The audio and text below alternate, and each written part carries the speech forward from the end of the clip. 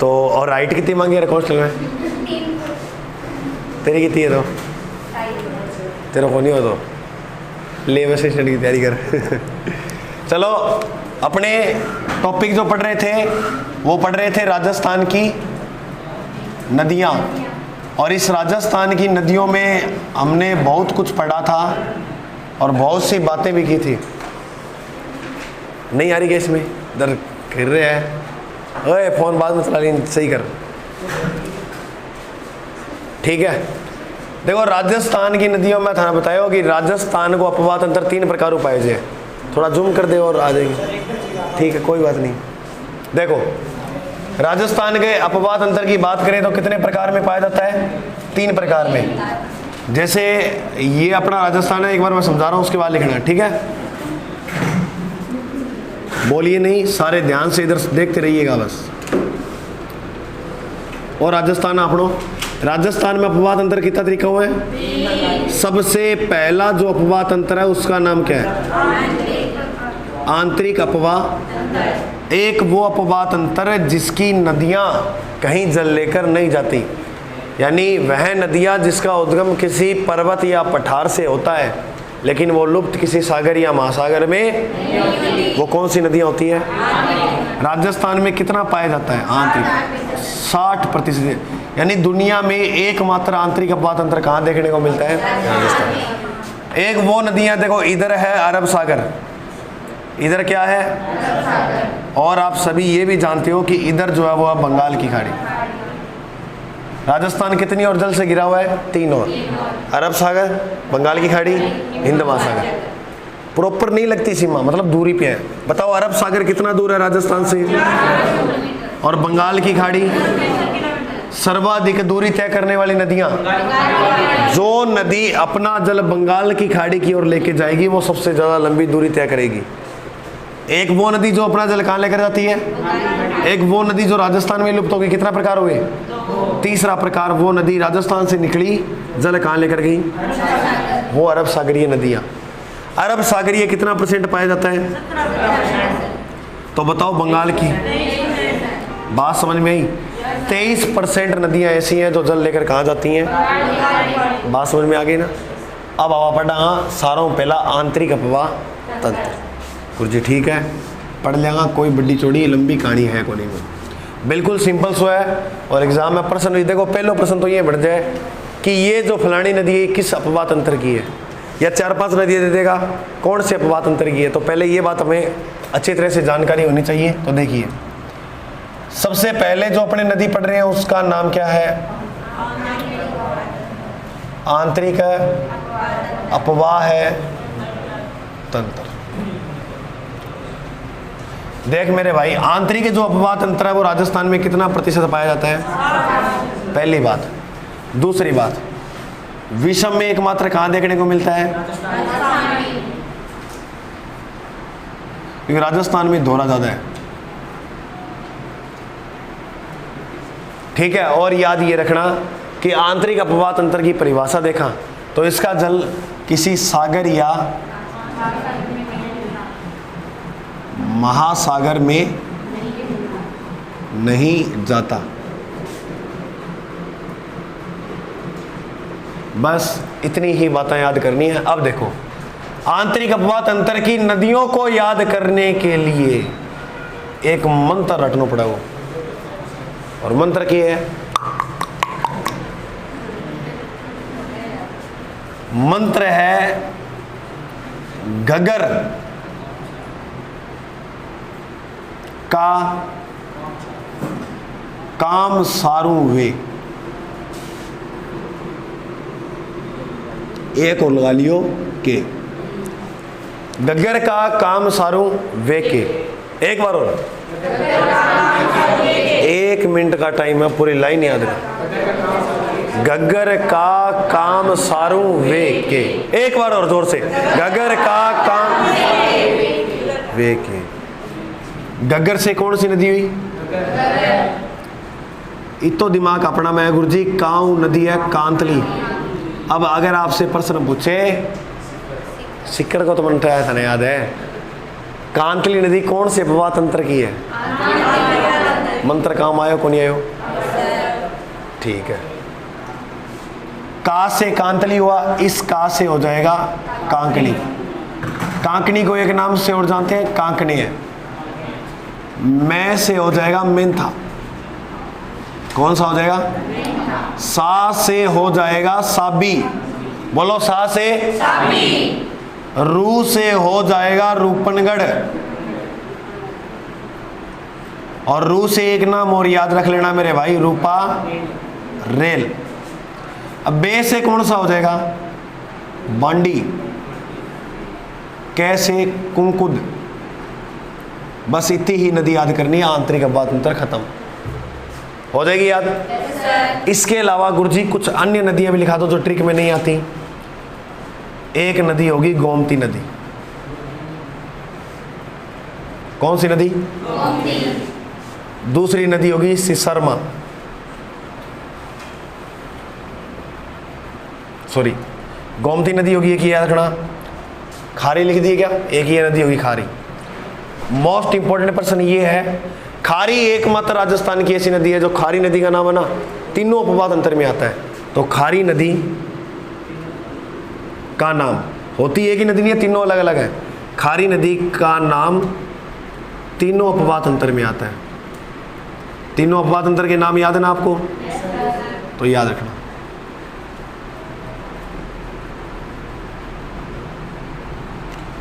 हो जाओ याद के। पिछोला झील में दो नदियां चल गया किसी किसी, सिसरमा और बुजड़ा, तो वो आंतरिक अपवाद अंतर के अंदर मानी जाएगी। आगे देखो, हम आज सबसे पहले जो नदी पढ़ने वाले हैं उस नदी का नाम क्या है? घग्गर है नदी। बिल्कुल सिंपल नदी है और आज जानकारी था मैं बता दूं, 8 ही याद हो जाओ, इतनी सिंपल नदी है। गुरुजी किया तो देखो मानचित्र में देखा नदी की टाइप हूँ बेवा अपने नहीं, और राजस्थान। अब पूरे राजस्थान की यहाँ पर मेरे भाई आवश्यकता नहीं है। गुरुजी क्यों नहीं है? क्योंकि उत्तरी राजस्थान में बहती है तो उत्तरी राजस्थान की आवश्यकता है, और उत्तरी राजस्थान में भी सिर्फ और सिर्फ 2 जिलों की आवश्यकता। कितने जिलों की आवश्यकता है? 2 जिलों की। ठीक है गुरुजी। अच्छा तो ओ जिलों की सो आपड़ो, ओ जिलो घग्गर तो सिर घग्गर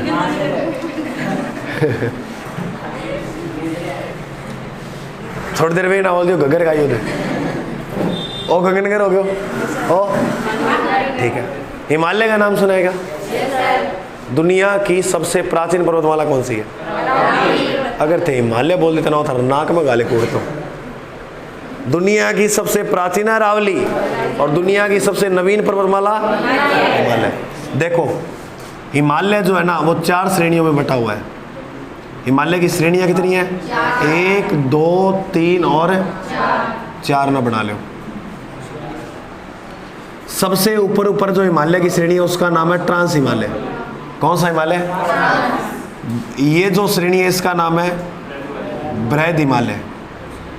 तीसरी श्रेणी का नाम है लघु या मध्य हिमालय, और चौथी श्रेणी का नाम बच्चा जानता है, शिवालिक हिमालय। अगर ये चारों नाम आप कर्म से याद कर लेते हो, ये चारों नाम आप है तो 150 रुपया देगा। करो चारों याद।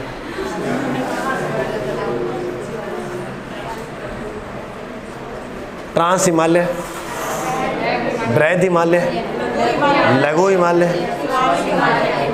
सिंपल रह जाओ ध्यान में। ओके। शिवालिक हिमालय में 8 एक मंदिर बनड़ो है। ओ मंदिर है काली माता को।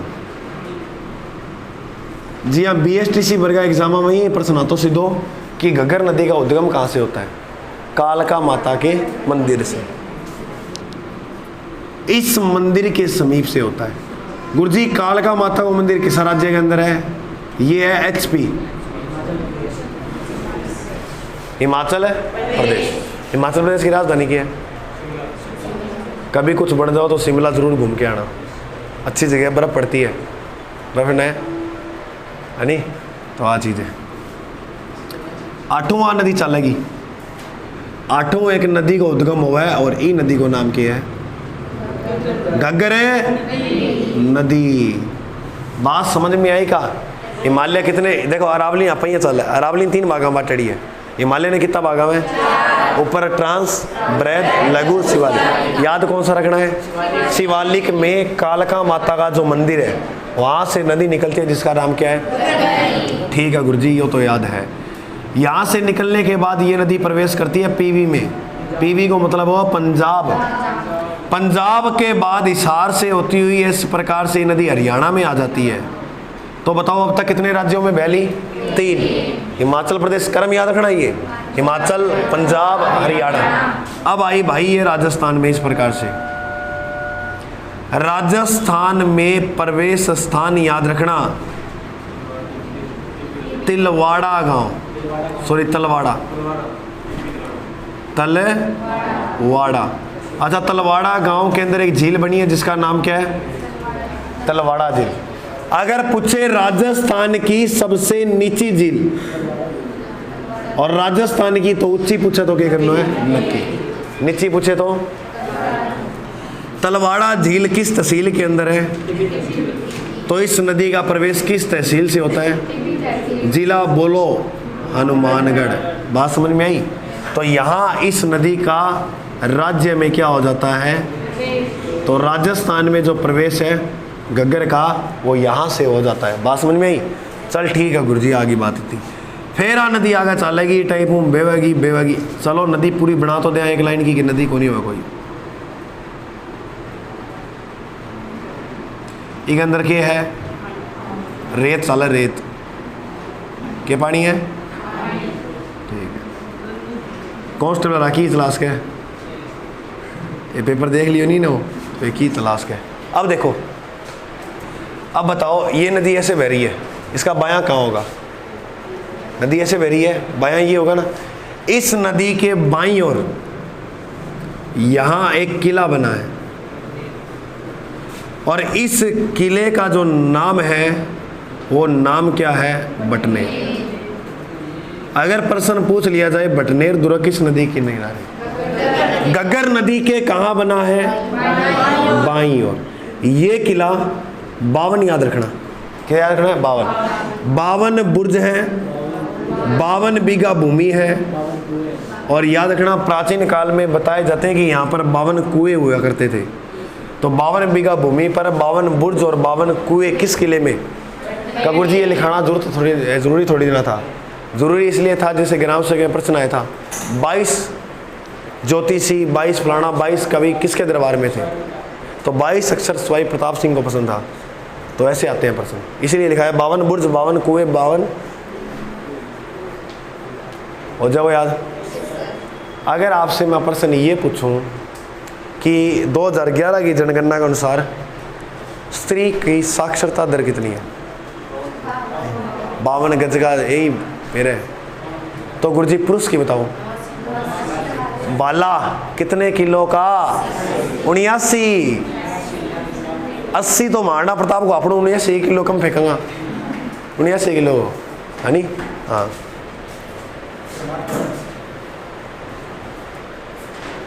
ले भाई। देखो बटनेर दुर्ग के घग्गर नदी के बाईं ओर बना है। फिर आ नदी थोड़ी आगे और चला है। ई नदी के किनारे काला पीला लोग आ गया।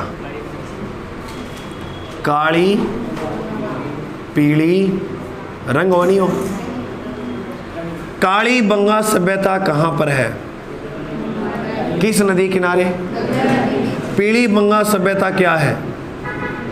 किस नदी किनारे? रंग महल सभ्यता कहाँ है? घग्गर नदी। गुरु व शिष्य की मूर्ति कहाँ मिली थी? रंग महल में मिली थी। कांस्य युगीन सभ्यता कौन सी है? गुरुजी ई को नाम तो माना काला रंग की चूड़ियां मिली कालीबंगा। कालीबंगा किस भाषा का शब्द है? सिंधी भाषा। याद रखना ये बात। अच्छा याद रखो कि पीली आटा पीला रंग की चूड़ी मिली, मान लो जब पीली बंगा। अब अपना लिखा तो कोई मिले हो नहीं। ये दरवाजा था। हनुमानगढ़ का किला बटनेर में कौन कौन घूमने गए हुए? क्या लेने गए हो? घूमने के लिए वही मिलोगे इधर राजस्थान में। देखो ओ किला का अंदर प्रवेश करोगा नहीं थे, अब तो इन्हें आधुनिकरण देव ला रहा है, ईटा उटा लगा के बढ़िया बना ला रहे हैं अब तो। इस किले के अंदर प्रवेश करोगे दरवाज़ा मिलेगा पहला, और दरवाज़ा पर नहीं और बड़ा बड़ा किला लगा रखा है, लगा रखा है नहीं। अच्छा लड़के जवाब देंगे इस बात का, लड़की एक भी नहीं बोलेगी। क्यों लगा रखा है रे किला? अरे तो चुप रहे यार, तो गेट हुए ना, तो क्या बता। हाँ बता, कौन था दिमाग में आपको नहीं मतलब। अच्छा किला भी बताओ, किला लगा रखा जी, वो पूरा दरवाजा है ऑटल लगा रखा है, यानी आदमी की हाइटों 2 फुट ऊपर 9 फुट की ऊंचाई पे लगा रखा। तो रुक जाए यार, जान ले होगे बच्चे की। हाँ थाना की नहीं मेरो है, सच्ची कौन मेरोगे? हाँ क्यों लगाए?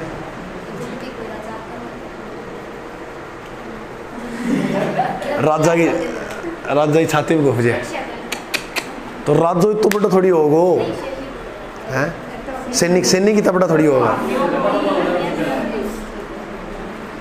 हाथी है नहीं, हाथी एकमात्र इतना ताकतवर जानवर था जो यहाँ मार के सींग के सिर अंदर बांट दे तो गेट में। हाथी को कहते हैं पैर रखवाइयो, पंजो दिए कुत्ता तो गणे को हाथी ने किए कहते हैं। अच्छा तो इसीलिए वो लगाते थे कि हाथी जब ही हमारा नहीं सिर तो हाथी के पे चुभ जाए और हाथी भी उन दर्द का महसूस करके अलग हो जाए, इसीलिए थे। वरना वो दरवाजे इतने मजबूत थे कोई खोल भी नहीं पाया। अपने जालौर किले का दरवाज़ा हसन निजामी लिखता है इतने मजबूत थे कि आक्रमणकारी इस किले को ही नहीं खोल पाए। राइया रहा भाव तो ये जालौर किले पर, क्योंकि दीवारें तोड़कर प्रवेश करना पड़ा था अलाउद्दीन खिलजी की सेना को। समझ में आई इतनी बात? आगे बढ़े, अब आ रही और आगे बढ़ी। बस बात आटा खत्म कर दो। आटा है हनुमानगढ़ जंक्शन। हनुमानगढ़ जंक्शन, ये नदी जब उफान में होती है फुल तेज हो है तो बाढ़ कहाँ आती है? बाढ़ हनुमानगढ़ जंक्शन के अंदर आती है। एक बात और याद रखियो फिर। अच्छा अब तो आ नदी 8 तक ही रुक जाए। पहला क्या करती, पहला कि अभी भी अगर देखो सूरतगढ़ में अफगान है नाली आ गई तो घग्गर नदी के प्रवाह क्षेत्र को क्या बोलते हैं? घग्गर नदी के प्रवाह क्षेत्र को बोलते हैं नाली क्षेत्र। क्या कहा जाता है? देखो अब आ नदी में वर्षा थोड़ी तेज हो, जल तेज आ जाए तो आ नदी आगे निकल जाए, गुरु जी आगे निकले हटा जाए, हटा जाए।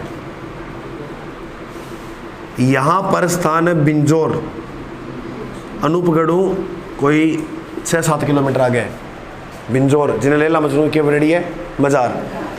तो 8 है वो आ जाए के बिंजोर के अंदर। अब वर्तमान के अंदर बतावा पानी हठी खत्म हो जाए। लेकिन बात की जाए प्राचीन काल की, प्राचीन काल में ये जल आगे तक जातो। पहला तो बात करना इन देश किसो है?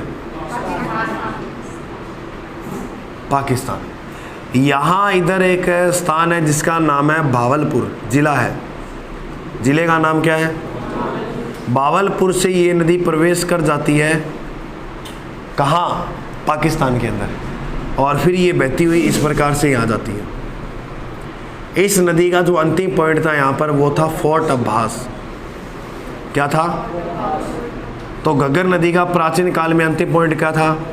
फोर्ट अब्बास। कहाँ पड़ता है? इस नदी को पाकिस्तान में किस नाम से जाना जाता था? अकरा। पाकिस्तान में आ जाती नहीं तो इन्हें बोलता अकरो, आगे अकरो, अकरा। अनूपगढ़ किस नदी किनारे है? सूरतगढ़ किस नदी किनारे है? हनुमानगढ़ वगैरह जो भी आए ना आसपास, इन 2 जिलों के नगर है लगभग इस नदी किनारे है। समझ में आएगी क्या बात? अब देखो घग्गर नदी के गुरुजी उपनाम क्या क्या देखने को मिलते हैं ये बताओ। बात तो सिंपल है, समझ में आ गई। हिमाचल प्रदेश, पंजाब, हरियाणा, तिलवाड़ा प्रवेश, काली पीली बंगा ये सभ्यता, बटनेर को किलो बनेडो है। राजस्थान का सबसे प्राचीन किला भी कौन सा है? बटनेर का। याद ये बात भी रखना कि राजस्थान का पहला किला था और जो प्रथम होता है वो प्राचीन होता है ना। हनुमानगढ़ जंक्शन में बाढ़ आती है, इसमें अधिक उफान में होती है, उसके बाद ये गंगनगर में आ जाती थी पहले, अभी भी आ जाती है, अपने सूतगढ़ में देखने को मिलता है ना। उसके बाद प्राचीन काल में बताया जाता है ये फोर्ट आबास तक जाया करती थी। अब देखो इस नदी के उपनाम, इसे बोलते हैं मृत नदी। क्या बोलते हैं? Very good. इस नदी को बोलते हैं लेटी हुई, लेट के आवा नदी, तो इन्हें बोला लेटी हुई नदी, लेटी हुई नदी। और इसी नदी को कहा जाता है राजस्थान का शोक। राजस्थान का शोक किस नदी को कहते हैं? घग्गर नदी को। देखो अगर मैं थारा प्रश्न पूछूं बिहार का शोक किसे कहते हैं? कोसी नदी को। अगर मैं थारा प्रश्न पूछूं बंगाल का शोक, बंगाल का शोक है दामोदर नदी। ये जो दामोदर नदी है इसे बंगाल का शोक। अगर मैं पूछूं ओडिशा का शोक किसे कहते हैं? ये 3 नदियां याद रखना, महानदी को। राजस्थान का शोक तो याद आपको कौन सी नदी है? घग्गर। और गुरुजी इसका उपनाम क्या क्या है?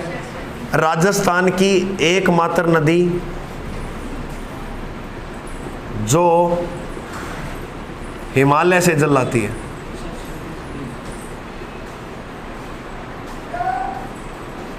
हिमालय से क्या लाती है? जल लाती है।